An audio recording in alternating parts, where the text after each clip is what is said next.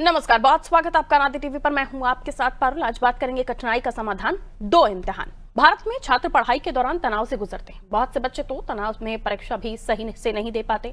तनाव के कारण उनकी पढ़ाई भी ठीक से नहीं हो पाती है। खासकर 10वीं बोर्ड की परीक्षा बच्चों के लिए कठिन हो जाती है, क्योंकि कई सब्जेक्ट होते हैं और बहुत से बच्चों को तैयारी का वक्त नहीं मिलता। जब परीक्षा सर पर आ जाती है तो घबराहट होने लगती है, जिसका असर प्रदर्शन पर पड़ता है। यही सबको देखते हुए सीबीएसई ने 10वीं के बच्चों को अब दो ऑप्शन दिए हैं। पहली परीक्षा में अच्छे पेपर नहीं गए तो दूसरी परीक्षा में बैठ सकते हैं और रिजल्ट इंप्रूव कर सकते हैं। एक दृष्टि से ये फैसला अच्छा भी है, क्योंकि इससे बच्चों को दो मौके मिलेंगे और उनका आत्मविश्वास भी बढ़ेगा। पहली बार की गलतियां दूसरी बार में सुधारने का अवसर मिलेगा। जिन विषयों के पेपर बिगड़ गए हैं उन विषयों में बेहतर नंबर लाने के लिए दूसरी परीक्षा का विकल्प सामने होगा। छात्रों की दृष्टि से इस कदम को राहत भरा कहा जा सकता है, लेकिन इससे कहीं न कहीं सत्र पर प्रभाव पड़ेगा।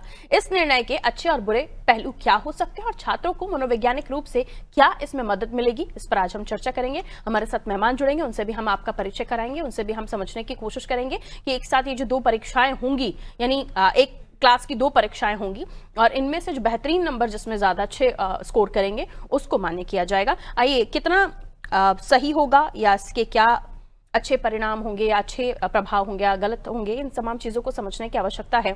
सीबीएसई ने जिसे शुरू करने की कोशिश की है। डॉक्टर जवाहर सूर्य शेट्टी जी हमारे साथ जुड़े हुए हैं, शिक्षाविद। बहुत बहुत स्वागत सर। डॉक्टर गिरीश मेराल जी शिक्षाविद हमारे साथ जुड़े हुए हैं। डॉक्टर अभिजीत सोनी भी मनोचिकित्सक हमारे साथ जुड़े हुए हैं। गिरीश सर हमारे साथ जुड़े हुए हैं, अभी जवाहर सर हमारे साथ जुड़े हुए हैं। अभिजीत जी जैसे ही जुड़ेंगे हम उनका भी वेलकम करेंगे। सबसे पहले जवाहर सर आपसे बात करूंगी मैं और ये समझने की कोशिश करूंगी, एक क्लास के दो अलग अलग एग्जाम्स जिसमें आपके अच्छे स्कोर आए हैं, आप उसको आगे बढ़ाइए, लेकिन इससे कितना परिवर्तन आप देख रहे हैं? क्या वाकई आत्मविश्वास बढ़ेगा? जो प्रेशर होता है, जो स्ट्रेस होता है बच्चों में, क्या उसमें कोई कमी आएगी? जी शेट्टी साहब। हाँ, बिल्कुल आएगी लगता है, क्योंकि इसके पीछे की सोच ही वो है कि बच्चों का स्ट्रेस कम किया जाए। जी। हाँ, इसमें थोड़ा पृष्ठभूमि बता दूं मैं जी। कि पहले ये सोचा गया था कि दो अलग अलग परीक्षाएं ली जाएं और बच्चा चाहे अभी पहले 3 पेपर देना चाहे, अगला 3 पेपर देना चाहे, जैसा भी करना चाहे वो दे ले, यानी 2 भाग में देना चाहिए। उसको बाद में बहुत ज्यादा सोच विचार के बाद समझा गया है कि एग्जाम का इम्पोर्टेंस खत्म हो जाएगा अगर हम ऐसा करते हैं। इसलिए पहली परीक्षा को मुख्य परीक्षा माना गया है, जिसमें आपको अटेंड करना ही पड़ेगा। और अगर इम्प्रूवमेंट करना है या कंपार्टमेंट देना है तो दूसरा परीक्षा उसमें लिया जा सकता है। तो तनाव तो कम होता है कि मेरे पास एक विकल्प और है, हाँ, सुधारने का या श्रेणी सुधारने का या परीक्षा का परिणाम सुधारने का। तो मुझे लगता है कि अच्छी सोच है। ठीक है सर, मैं लौट रही हूँ आपके पास। अभिजीत जी भी हमारे साथ जुड़े हुए हैं, मनोचिकित्सक है। बहुत बहुत स्वागत करती हूँ डॉक्टर अभिजीत आपका। इसे आप किस नजरिए से देखते हैं? ये वाकई हमने कई ऐसी घटनाएं देखी हैं, छोटे छोटे बच्चे 8वीं क्लास के 10वीं क्लास के, इनका रिजल्ट का भी इंतजार नहीं करते, परीक्षा का परिणाम आए उससे पहले ही उनका पेपर अगर खराब होता है तो इतने डिप्रेशन में होते हैं वो कि आत्मघाती कदम उठा लेते हैं। क्या इस निर्णय से वो जो डिप्रेशन, एग्जाम टाइम का स्ट्रेस होता है, उसमें कोई कमी देख रहे हैं आप? क्योंकि देखिए, हम देखते हैं पर्याप्त छुट्टियां भी होती हैं अलग अलग सब्जेक्ट्स में, और फिर कैसे बच्चा कई बार ये समझ ही नहीं पाता कि वाकई मेरा पेपर अच्छा गया नहीं गया है। कई बार कंफ्यूजन भी होता है। क्या ये स्ट्रेस कम करने वाली कोशिश है? इससे फायदे होंगे और फिर रिजल्ट के बाद जब बच्चों को लगेगा कि हमने अभी कोशिश की, नहीं अच्छा गया, वो नेक्स्ट टाइम फिर अटेम्प्ट कर सकते हैं। डॉक्टर अभिजीत जी, देखिए, बिल्कुल जैसे सर ने कहा, बिल्कुल सही बात है कि 2 पार्ट में एग्जाम होगी, मेन पार्ट है, फिर दूसरा सेकेंडरी पार्ट है, तो उससे स्ट्रेस तो डेफिनेटली बच्चों पे कम होगा। हाँ, शुरुआत में एडजस्ट करने में बच्चों को समय लगेगा, बट कहीं ना कहीं ये अच्छा ही कदम है, क्योंकि देखा गया कि एग्जाम को कुछ ना कुछ मतलब बच्चे जो है, पेरेंट्स इतना प्रेशर वाला सिचुएशन बना देते हैं कि बच्चे ऐसे कदम उठाते हैं कि अपने आप को चोट पहुंचाना, आत्महत्या के कदम उठाना, जिससे कि फिर सब चीजें खत्म हो जाती है। तो कहीं ना कहीं प्रेशर रिलीज करने वाली ही चीज है, जिससे आगे जाके एक अच्छे रूप में और समय के साथ में रिफाइन करके और अच्छा बनाया जा सकता है। डॉक्टर गिरीश, क्या, क्योंकि कई सारे ऐसे स्टूडेंट होते हैं जो मेरिट में आने के लिए साल भर मेहनत करते हैं और यहाँ हम देख रहे हैं कि दो अलग अलग एग्जाम्स होंगे, और तो क्या इन बच्चों के साथ ये न्याय है कि दूसरे बच्चे, क्योंकि अब उनको भी प्रिपरेशन का टाइम मिल रहा है, कुछ बच्चे वो हैं जिन्हें सिर्फ पास होना है, उनका पेपर अच्छा नहीं किया, उन्होंने दूसरे टाइम अटेम्प्ट किया, उनका क्लियर हो गया 10th, लेकिन कुछ बच्चे ऐसे हैं जो सिर्फ मेरिट में लाने के लिए दिन रात कड़ी मेहनत करते हैं, पूरे साल भर पढ़ने वाले बच्चे होते हैं, क्या उनके लिए ठीक है? बिल्कुल, इसमें कहीं कोई दो मत नहीं है कि जो मेरिट में आने वाले बच्चे हैं वो तो साल भर पढ़ते हैं, उनका कैलिबर बाकी बच्चों से अच्छा ही होता है। जी। और इस हिसाब से यदि हम देखें तो सामान्य बच्चे को एक मौका मिल जाता है द्वितीय परीक्षा जो आयोजित होगी उसमें, और मेरिट वाले बच्चे का कहीं कोई नुकसान नहीं होगा इसमें। और सीबीएसई ने जो ये मतलब कदम उठाया है, बिल्कुल काबिले तारीफ है कि ये इससे बच्चों में स्ट्रेस कम होगा, मेरिट वाले को मेरिट पोजीशन मिल जाएगी, और जो सामान्य बच्चा है वो मतलब दोनों परीक्षाओं का लाभ उठाते हुए वो जो है अपने एग्जाम को पास कर सकता है। और पहला जो उन्होंने ये किया है कि पहला जो अनिवार्य होगा, पहला एग्जामिनेशन, वो सभी के लिए बिल्कुल सही कदम है। और दूसरा वाला विकल्प पे दे दिया उन्होंने कि यदि नंबर आपके कम आए हैं तो आप बैठ सकते हैं, तो मेरिटोरियल पर इसका कोई असर नहीं पड़ेगा। This is very good step taken by the CBSE. Doctor Jawahar, आप क्या मानते हैं इसका पैटर्न किस तरीके से डिजाइन करेगी सीबीएसई? क्या उनको स्टार्टिंग में किस तरह के एग्जाम्स होंगे, उससे कितना डिफरेंट होगा? क्योंकि अब नेक्स्ट टाइम जब बच्चा बैठ रहा है तो उसको पेपर भी अलग देना होगा, तो ये किस तरीके से प्रैक्टिकली अगर हम इसे होता हुआ देखें तो किस तरह से डिजाइन हो सकता है? सॉरी साहब। देखिए, ये तो तय है कि अब दुगुना मेहनत करना पड़ेगा सीबीएसई को भी। हाँ, ये व्यवस्था करने के लिए, क्योंकि अगर मान लीजिए एक परीक्षा के लिए, एक विषय के लिए मैं 3 पेपर लेता हूँ और आखिरी में बताता हूँ कि ये जाएगा पेपर, इसका मतलब मुझे अब 6 लेने पड़ेंगे। हाँ, तो मेहनत तो पड़ेगी, लेकिन चूंकि अल्टीमेट एम जो है वो स्टूडेंट है, और स्टूडेंट को अगर हम एक बेहतर विकल्प देना चाहते हैं, उसके स्ट्रेस को कम करना चाहते हैं, तो कोई गलत नहीं है इसमें। सिर्फ अगला कदम जो मुझे दिखता है वो ये है कि ये 10वीं तक तो ठीक है, लेकिन 12वीं में जब ये कर दिया जाएगा तो और बेहतर इसलिए होगा क्योंकि आप अपना प्रिपरेशन प्रतियोगी परीक्षाओं के हिसाब से कौन से परीक्षा कब देना है, क्या देना है, ये डिसाइड कर सकते हो। हाँ, तो ये विकल्प आप आगे देखेंगे कि ये भी विचार किया जा रहा है कि जब 12th में आएगा तो इसका असर दूरगामी होगा और बहुत बेहतर होगा बच्चों के लिए, क्योंकि एक साथ 12th की परीक्षा और प्रतियोगी परीक्षा की तैयारी ना बहुत मुश्किल हो जाती है, तो वो स्ट्रेटेजाइज कर सकते हैं।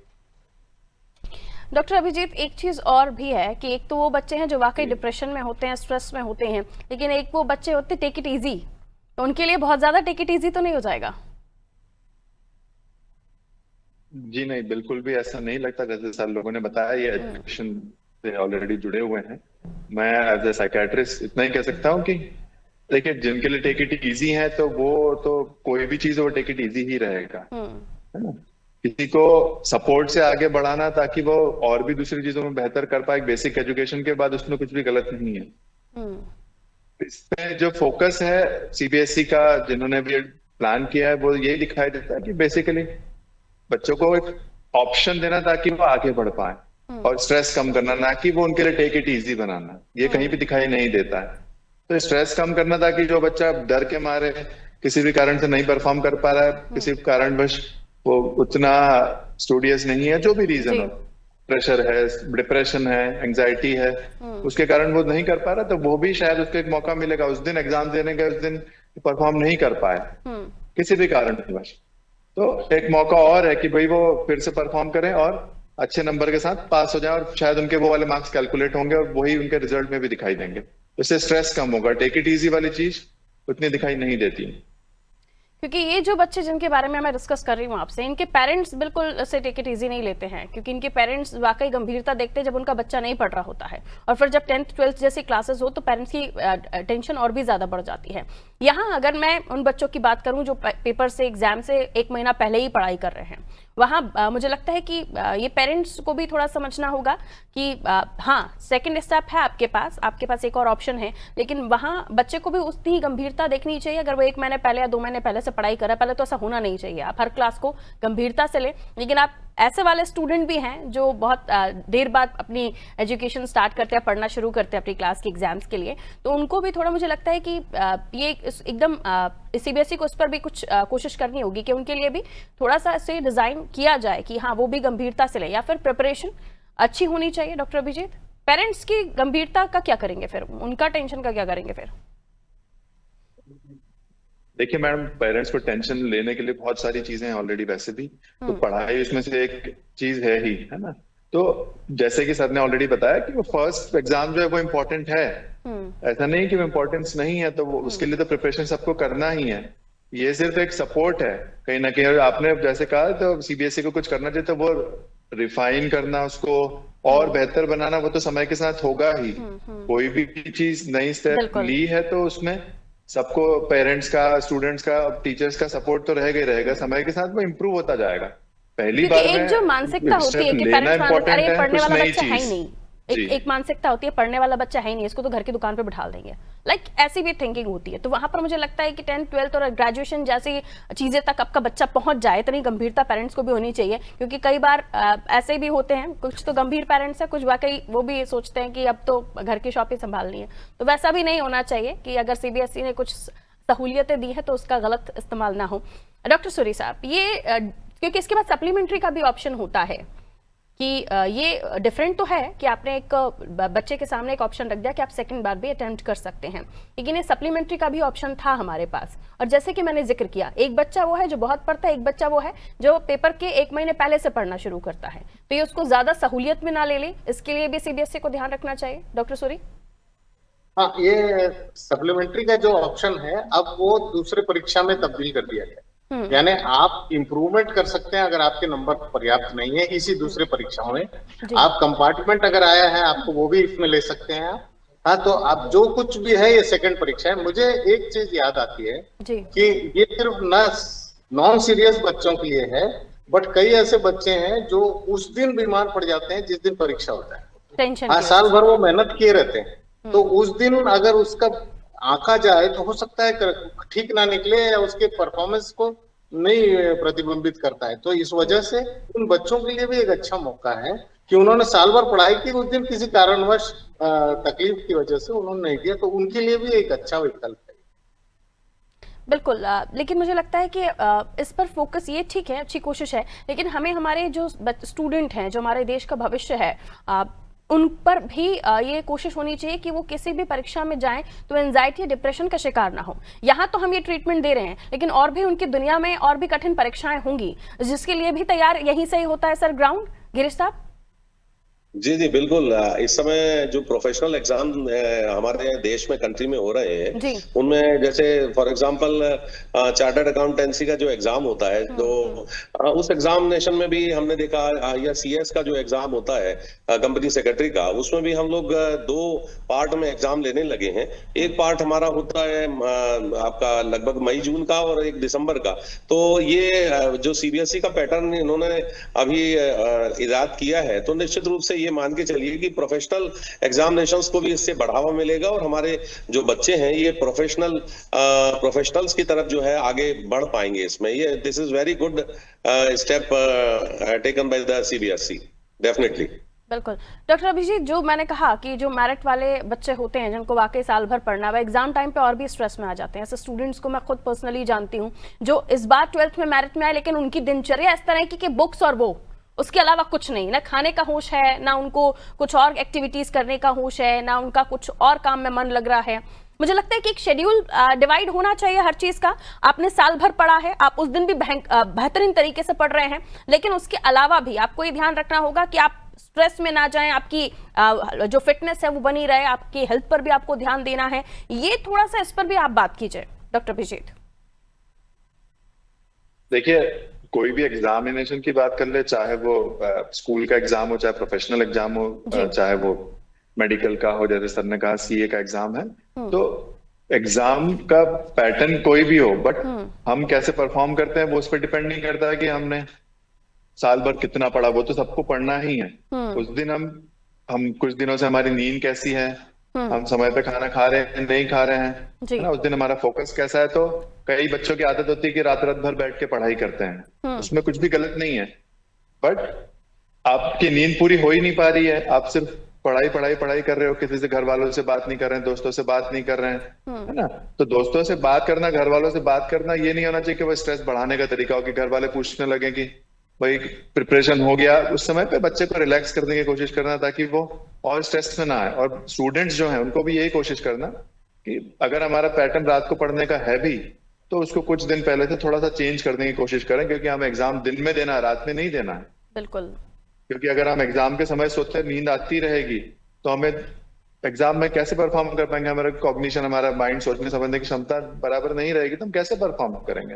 खाना ठीक से नहीं खा रहे, भूखे पेट एग्जाम देने जा रहे हैं, बहुत छोटी छोटी चीजें जो मायने रखती हैं, है ना? और बेमतलब का तनाव लेके रिजल्ट ओरिएंटेड होके कुछ भी नहीं होने वाला। हम सब लोग कहते हैं बट इम्प्लीमेंट कोई नहीं कर पाता। रिजल्ट के बारे में ध्यान नहीं देना है, अच्छे से परफॉर्म करना, तभी तो अच्छा रिजल्ट आएगा। फोकस वो चीजों पे करें जो हमारे कंट्रोल में है, खाना, नींद, हमारा आसपास का माहौल, स्ट्रेस, और फिर उस दिन कैसा परफॉर्म करना है वो। रिजल्ट कैसा आएगा वो सोच सोच के हम स्ट्रेस नहीं आएंगे और फिर पेपर खराब ही होगा हमारा। बिल्कुल, ये बहुत इंपॉर्टेंट बात की, क्योंकि हम जब इन परीक्षाओं को दो अलग अलग पैटर्न में डिवाइड होता हुआ देख रहे हैं कि आपके साल में आप 2 परीक्षाएं दे सकते हैं और ये आपका स्ट्रेस को कम करने के लिए है। लेकिन सूर्य साहब, मैं ये कहती हूँ कि आपकी लाइफ में मैनेजमेंट भी होना चाहिए, स्टूडेंट लाइफ से ही डिसिप्लिन होना चाहिए। आप कितने भी अच्छे बच्चे पढ़ने वाले हैं, लेकिन हेल्थ का भी ध्यान रखना उतना ही जरूरी है, ताकि आप अगर पहली बार भी परीक्षा दे रहे हैं और आपने डिसिप्लिन फॉलो नहीं किया, आप उस दिन भी बीमार हो सकते हैं। आप सेकेंड टाइम परीक्षा देने जा रहे हैं, तब भी आपने डिसिप्लिन फॉलो नहीं किया, आप तब भी बीमार पड़ सकते हैं। तो ये तो एक बच्चे को, एक माता पिता को खुद भी समझना चाहिए कि सेहत भी जरूरी है परीक्षा के साथ। सूर्य साहब, ये आपने सही कहा कि माता पिता को भी समझना पड़ेगा, क्योंकि जीवन प्रबंधन का बच्चे के में काफी हद तक माता पिता का रोल रहता है। वो अगर स्ट्रेस बढ़ाते हैं कि तू ये कर, ये पढ़, तू ये कर, ये पढ़, हाँ, तो वो बच्चा स्ट्रेस में जाता ही है और उस तरह से जबरदस्ती पढ़ता है। वो हो सकता है उसका असर हो ना हो।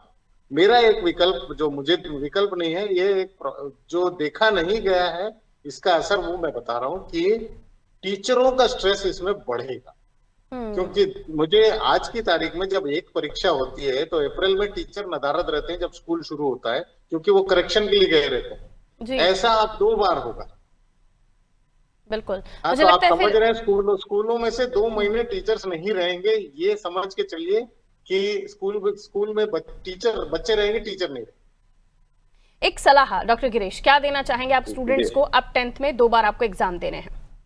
जी, उसके लिए तो जैसा कि मैं सूरी साहब को सुन रहा था, निश्चित रूप से डॉक्टर सूरी साहब ने बिल्कुल सही कहा है कि हम लोगों को लाइफ का मैनेजमेंट लेकर के चलना पड़ेगा। Management is what management does.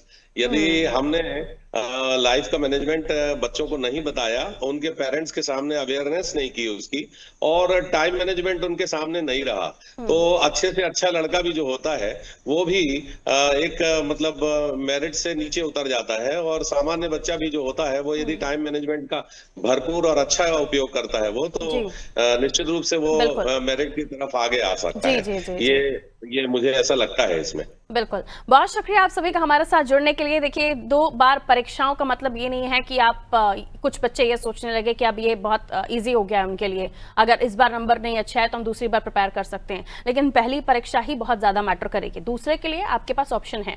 उससे इतर बच्चे कुछ बहुत ज्यादा ऐसे होते हैं जो दिन भर पढ़ना पसंद करते हैं, लेकिन एग्जाम टाइम से पहले उन्हें थोड़ा अपना रूटीन दुरुस्त कर लेना चाहिए। आपकी हेल्थ सबसे पहले, आप हेल्दी रहेंगे तो परीक्षा अच्छे से आपने पढ़ाई की तो और भी अच्छे से दे पाएंगे। क्योंकि कई बार, जैसे कि अभी चर्चा हो रही थी, कई बार ऐसा होता है एग्जाम टाइम पर बैठे, परीक्षा देने पहुंचे एग्जाम सेंटर में, आप सब कुछ आपके ब्लैंक हो जाता है। कई बार ऐसे भी बच्चों के साथ होता है कि पढ़ा सब है, घर भी आकर वो आपको बता देंगे कि इस क्वेश्चन का आंसर ये था, लेकिन वो उस वक्त ब्लैंक हो जाते हैं। तो कुछ डिसिप्लिन आपको लाइफ में लाने होंगे, और मुझे लगता है पेरेंट टीचर मीट में कुछ हेल्थ टिप्स भी देने चाहिए। मेडिटेशन करे, बच्चे कुछ योगा करे ताकि स्ट्रेस लेवल उनका मैनेज रहे। हेल्दी टिप्स भी देने चाहिए कि समय पर खाएं, समय पर उठें, और कुछ परीक्षा से पहले अपने रूटीन को दुरुस्त कर लें ताकि आप उस परीक्षा के लिए अपनी दिनचर्या को भी ढाल सकें। दीजिए इजाजत, नमस्कार।